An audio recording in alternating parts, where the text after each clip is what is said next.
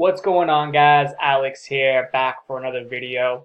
And this one's going to be a deal structure video. So I usually do these deal structures whenever I get a property under contract. So what I do is I go over the source, the initial contact, when I got it signed, the seller numbers, the buyer numbers, and my potential profit. All right, so let's get right into it. This came from a Craigslist for rent by owner. So this was a landlord. I think I saw it for rent at around 3,000 a month. I kind of cap it at 3,000. I'm thinking about actually making those even lower. This was back in September, as you can see, because I haven't contacted for rent by owners recently. We're in December, we're in mid-December basically. And I pretty much stopped contacting for rent by owners for reasons I've explained in other videos, but I'm probably going to go back to those in the future. Just right now, I'm getting more than enough leads from expireds and for sale by owners alone. All right, so this one started back in September 30th, and condition was good. It's actually an older home, but it's a really large home too. Antique looking, but it's actually pretty cool. It's pretty unique. Felt like I was back in like the 70s. It was like a ballroom. There's just a ton of rooms, right? And like you have different like sections within the house, different what do you call them? I don't know, but it was a massive house in an area where FHA loan limits are probably like 280, 280, 300, somewhere around there. And you can see here that she originally had it on, I think, at like 560 with a realtor. So we got her down to about 540 with a minimum net that she'd be happy with. But let me go back here. So the initial contact was back in September the 30th. Took some follow-up calls to get to the appointment, which happened roughly 2 weeks later, 2 to 3 weeks later. And then from there, she wanted her attorney to look at it. She was doing some move out herself to Florida. She actually lives in Florida during the winter times, comes back home during the summer and the spring. But this house was way too big just for one person. Unfortunately, her husband passed away, and this house was just way too much house for her when she has no kids living there. It's just her. So that's why she wanted to sell it. You can see here it took about a couple months to get the contract after the visit from the home. And this is pretty, what I expect. So when I first contact someone, it might take a couple weeks for me to book an appointment with them if they're motivated, if they're a good prospect. And then from there, it might take another 2 to 3 weeks or 4 weeks to get the contract. This one took about a couple months. But again, as I always say, you want to be patient, right? I'll probably do a video specifically on patience with this business because that's what it takes. Probably any business, right? But it's going to take patience. You have to be patient from first contact to when you get a contract. And basically look at it this way. Whenever you make a contact, 90 days down the road is when it's actually going to come to fruition, right? As far as a contract. And then you probably won't get paid another 30 to 60 days till you find a buyer, right? With our niche. So just think about the patience that requires. Manage your expectations. All right, so that's the timeline. Here, let's look at the actual lead. I'm not going to show you too much here because it's going to include contact information, names, addresses. I don't want to get into all that for obvious reasons. So wow, this actually was the Zestimate was 3,400. So we got her down to 2,800 for a monthly. Because again, the way I get them down, maybe I'll do that for another video actually. And then Zestimate was right around 582. We got her down to 540.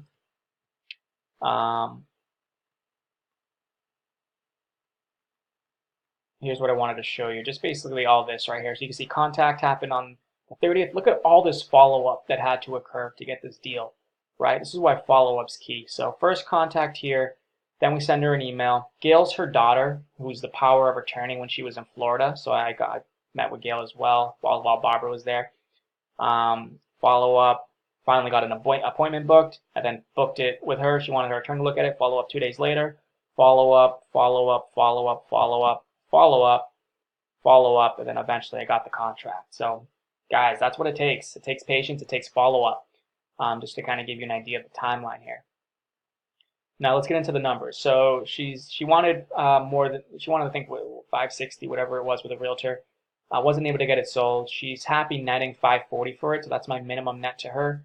2,800 we agreed to, with the buyer being responsible for all the maintenance and the repairs, of course. What she can expect down, again, I do a straight 50-50 split. At the time of this recording, that's what I'm doing now. This is probably going to change down the road, but right now I'm doing a 50-50 split. of the option deposit, which is 30K total. So she's receiving 15 down and roughly 24-month term, which she's okay with. So that's the terms of the seller. The terms to the buyer, which what I put it on the market at, is $569.9. That's what the buyer is going to pay for it.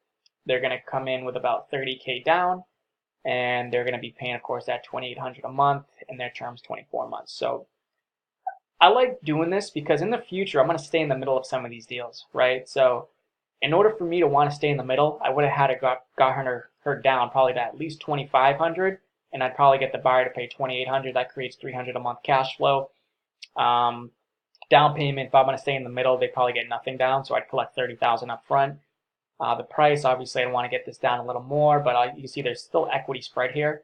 And then the term, this is where I would need to get better. I need to be better at creating longer terms so that I have, usually the longer you own the property, the more money you make on it. But you always want to build spread. You want to build room in the middle if your buyer were to default. But I don't even know why I'm talking about that. So what I do is I assign the lease option. So once I find a buyer, well, I enter into a lease purchase with the seller, which I have in this case. That's the contract. And then I look for a buyer. I locate, pre-screen, assign them back over to the seller, and I collect an assignment fee. And my potential profits for the assignment fee is going to be half of the option deposit, so that's $15,000 down, in addition to first month's rent. So that's $2,800, total being $17,800. This is my potential profit. We did a 90-day contract, which I'm making standard now, 90-day contract. And what I'm doing now is making these non-exclusive, especially with the for sale by owners, for reasons I've mentioned in other videos.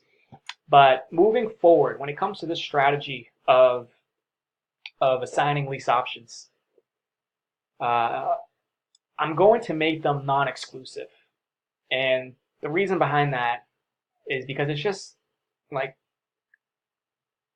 even if I make it exclusive, if a seller still finds their buyer on their own, I'm not going to take them to court. It's just not, for that, I don't know about you, but I'm just not going to go through that hassle, right? For what? So I might as well just make it non-exclusive, right? And it makes a higher probability for me to convert the appointment into a contract because there's literally no risk for them. There's zero risk when I make it non-exclusive to them. It also takes a lot of the weight off my shoulders if I'm not able to find a buyer. You could see that as a good or bad thing, right? Because if you make it exclusive, now all the pressure's on you. You better get this done. Otherwise, you tied up their home. They can't do anything else in the meantime. Pressure's on. Get it done. Versus if you don't make an exclusive, they can still do their own marketing. They can find their own buyer. You're just additional help, right? You're like a backup help for them. And if you don't get it done, hey, I didn't tie you up in any way. There's no reason to be mad at me. You still have the opportunity to do whatever you wanted to do with it, right? If you just worst case scenario, you're not able to get it done.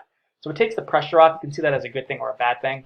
But from now on, it's going to be non-exclusive with this strategy. All right, specifically with wholesaling lease options assignments, whatever you want to call them. Cooperative lease options. I've heard link options. There's a ton of different names for this strategy. But I'm making it non-exclusive from now on. It just makes more sense. Take my advice on this. All right, so that's pretty much the deal.